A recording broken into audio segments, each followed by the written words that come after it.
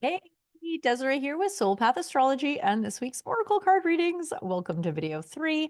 If this is your selection, this is what you've got. But as always, before I reveal it, I am going to invite you, if you haven't yet, to please subscribe to the channel, like the video, and comment if they land. I love getting those comments.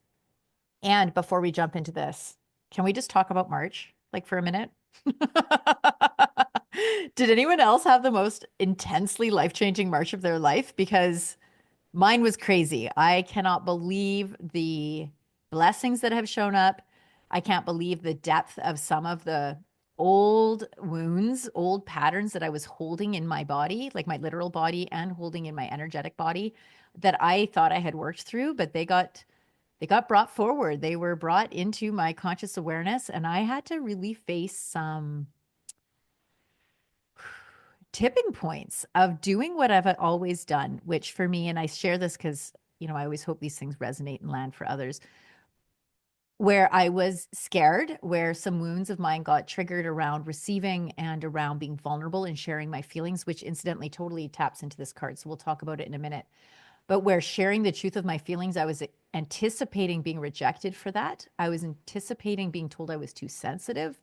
I was anticipating losing something important to me because I was speaking my truth about how I was experiencing a situation. And instead, like, oh, the courage I had to drum up, you guys. I was scared to say that I was scared. How's that? Right. Anyways, I did though, because the pattern was ready to be released. I have just been holding on to this hiding my inner world thing from people close to me as a way of managing the relationship. And I thought I had cleared this, but it's so subtle, you guys. The ways that we can try to micromanage other people's expectations of ourselves based on what we're willing to share about our truth and about how we're really feeling. And I've been really fortunate. A dear friend of mine, Paula Druin, allowed me to participate in her work. She does a lot of mediation work and high conflict resolution skill training. And so for March, I've been doing deep diving into this and the tools that it's afforded me to be able to identify where my issue is and to bring it forth into conversation in a way that it's vulnerable in the sense that it invites in collaboration rather than inviting in defense from the other. And this is so key, you guys, to share our feelings. If this was your card, this is what you got. The King of Cups. This is the most romantic card. He's the knight in shining armor. He's about your feelings and he's always inviting you into vulnerability. And he's a knight, you guys. Like he's not blazing in there, throwing the feelings all over the place, attacking the others, making other people guilty about it, nor is he withdrawing and not sharing in an attempt to manage expectations. These are the two poles of anxious attachment or avoidant attachment, right? The anxious one is like almost like trauma dumping all their feelings on into the emotional or into the container of the relationship in an attempt to draw the other person into connection. But usually those people are with avoidance, and avoidance, like that's just like, yeah. So they actually just pushes them further away, which causes that anxious one to just keep trying all the harder. And you see how this dynamic happens. The Knight of Cups is inviting you into managing your emotions. So if you're on the anxious side, there's an invitation to self-regulate first. Come back within, attend to that part of you that is feeling like panicky at the feeling, the energetic feeling of your partner or the whatever of pulling away from you or your fear of them pulling away from you. And if you're the avoidant one, the invitation is to bravely express what's going on. Again, using language that isn't attacking or putting the other person on defensive, but just claiming like, "Ooh, this feels right. I'm feeling."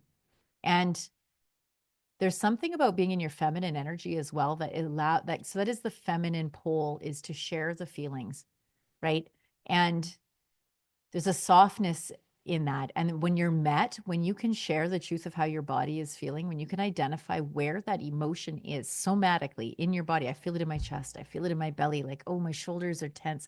I feel crunchy.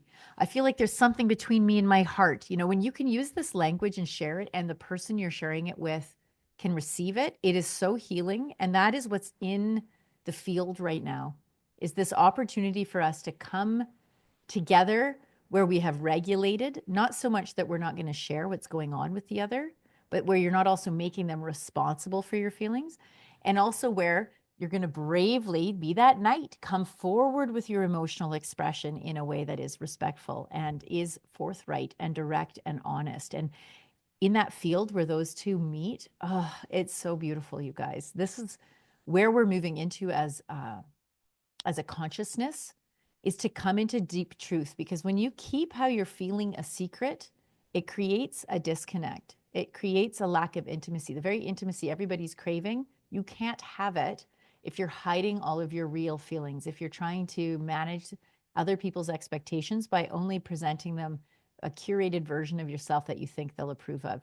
You will always feel unseen and unmet because you are not bringing forth the truth of who you are to the greater field. The caveat with this is be mindful of who you bring into your sphere, into your field.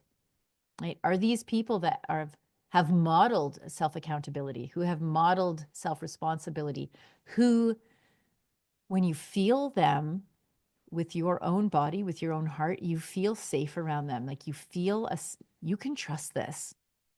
You can trust that tightness or softness, an expansiveness, like your whole body will have this feeling of expansive welcoming if that person is in fact safe, if they've done their own work. You know, it doesn't matter what comes out of anybody's mouth. What do they feel like? What do they feel like? Let that one sink in. You can trust the way your body responds in a feeling way to the environment around you, and you are so welcomed and invited to adjust yourself accordingly. Move away from what doesn't feel good, or, you know, and if it's somebody important, invite them in, like share with them, like, oh, I feel tightness. You know, what's going on for you? Because I'm feeling this disconnect. And if they gaslight you and tell you you're crazy or you're oversensitive, then maybe that's an invitation for you to recognize that they're not tall enough to ride. They're not tall enough to ride. That's okay. So first, be your own knight in shining armor, arrive for your feelings, and then bring it forth so that your knight in shining armor, or knightress, knight, what's a female knight? Whatever, your partner can meet you in that field between you of vulnerability, authenticity, and strength in that. Yeah. Last thing, I'm going to start a membership site. I'm just in the very nascent beginnings of this thing, but if that's something you would be interested in, where you could just pay a super affordable low monthly thing, you'd have access to all kinds of readings, meditations, videos. There would be like a group free reading thing that would go on there, support, ongoing coaching packages, that sort of thing. And who knows what other little treats and goodies. You tell me what would be helpful for you for your growth. I would love to know. If that's something you'd be interested in, mark, comment, comment membership, and I will throw you on the wait list so that when it's fired up, you will be the first to know about it. And in the meantime, I will not see you next Tuesday because I will be in BC. However, I will see you later in the week. But do enjoy this week. Know that I love you, and I cannot wait to connect again soon. Bye for now.